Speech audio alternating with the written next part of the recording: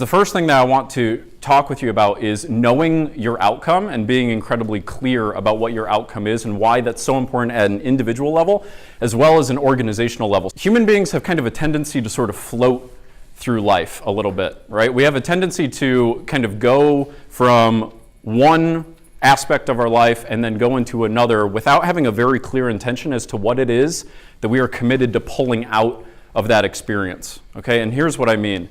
If you've ever gone to a seminar or a conference or heard a talk like this or participated in a course or watched a video or whatever the case is, read a book, you may have said to yourself, okay, I'm here to sit through this meeting, or I'm here to listen in, or I guess I'll just kind of participate, but really you're not really participating. As opposed to saying that if there is even a single distinction or principle or strategy that I can learn from this and I can implement it and I can make it my own, I'm going to absorb it. I'm going to make sure that I hear it and that I commit it to mastery. Does that make sense? So what I want to ask of you is, if you're going to be here, I want to ask that you really get clear about what your outcome is in being here.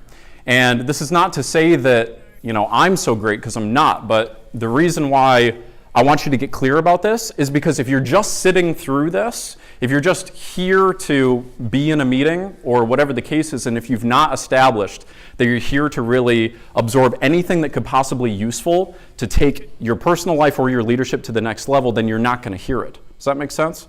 So that's the first thing I want to share with you. And the aspect of knowing your outcome is something that I've come to understand is so vitally important in any context of leadership. So individuals who are part of an organization who do not have a clear and unified vision, and by the way, that's kind of a little bit of an overused buzzword in the context of leadership, so we're going to break that down. But people who do not have a crystal clear and compelling vision, there's no measuring stick as to whether you're getting closer to it or not. So here's what I mean. How often do you guys meet? Once a week. Okay, fantastic. So if you're meeting once a week, you can say, oh, yep, that's a thing that I have to do, right? That's a meeting that I have to go and participate in. And we all have had that sort of personal mindset on no matter what it is. Any of you guys ever had a job that you hated? Raise your hand and say aye. I know I certainly have, several of them, right? So if you're showing up to a job that you hate, your outcome is, how do I get the hell through this day as fast as I possibly can?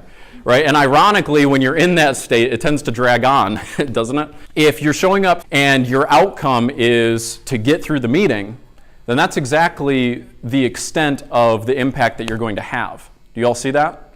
But instead, if you have one extra layer of awareness, and you can say, okay, my outcome is to really serve as an inspiration, or to be the absolute best that I possibly can be, or it's to raise a new standard for my team, or it is to demonstrate profound compassion, or it is to reach a level of honesty about the results that we are producing or not producing, so that I can get everybody to wake up and be able to set a new course and a new standard.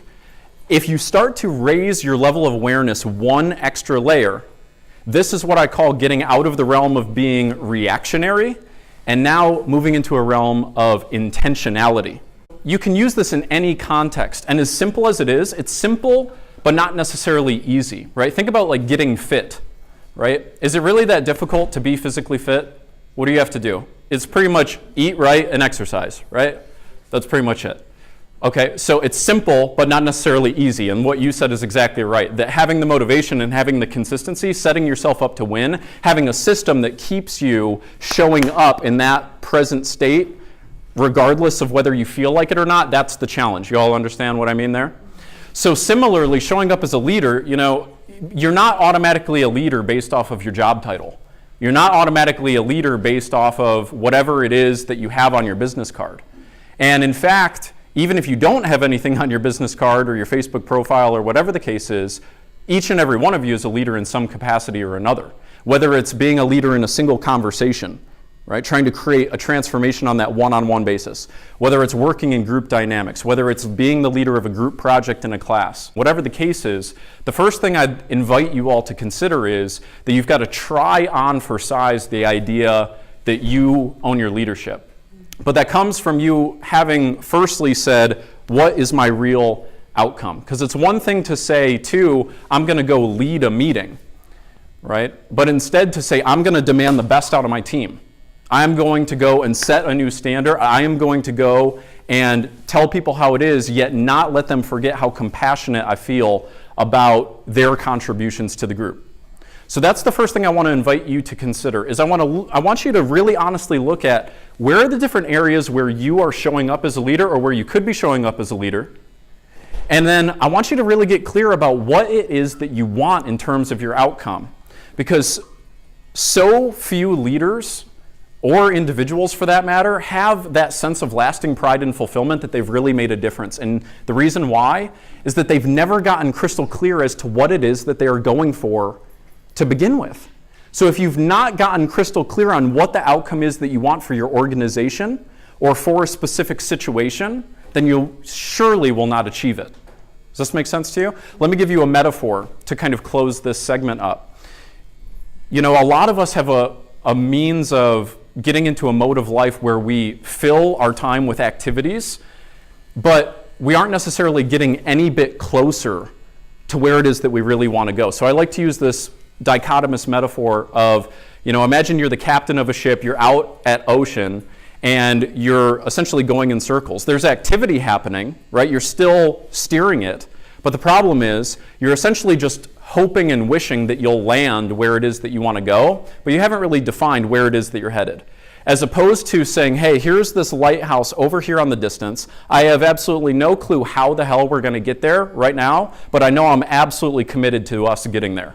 And so that means that every step along the way, we're going to make small adjustments until we finally get there. Did you guys know that airplane pilots, like when you get in an airplane, they are off course 95% of the time? Did you know that? When they get in the airplane and they set the course, okay, and they actually lift off and take off, they are off course 95% of the time. But they're making small adjustments all the way along the road. But the thing is, they have that final determined outcome that they're committed to. And if they have to, you know, go a different route, or if they have to change speed or whatever the case is, that's what they'll do.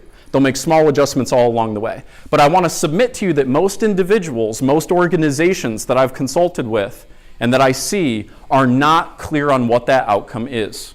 Okay? And I'm not talking, by the way, about a dry mission statement. I'm not talking about an arbitrary set of principles. I mean, you guys have all seen this. This is kind of like the new wave of business philosophy that has kind of come from like the 90s into the 2000s. You know, all of this sort of self-help stuff and all this managerial philosophy that says, oh, well, you need these 10 guiding values. Well, perhaps that may be the case, but there's no sense in picking something arbitrary.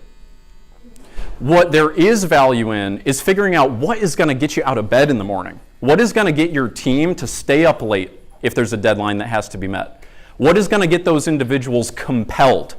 Okay? So having clarity on the outcome is the first piece. The second piece, I would say, is absolutely necessary to achieve any desired outcome in an organization or in your own personal individual life, is to have enough compelling reasons. Most people are focused so primarily on the how that they forget the why.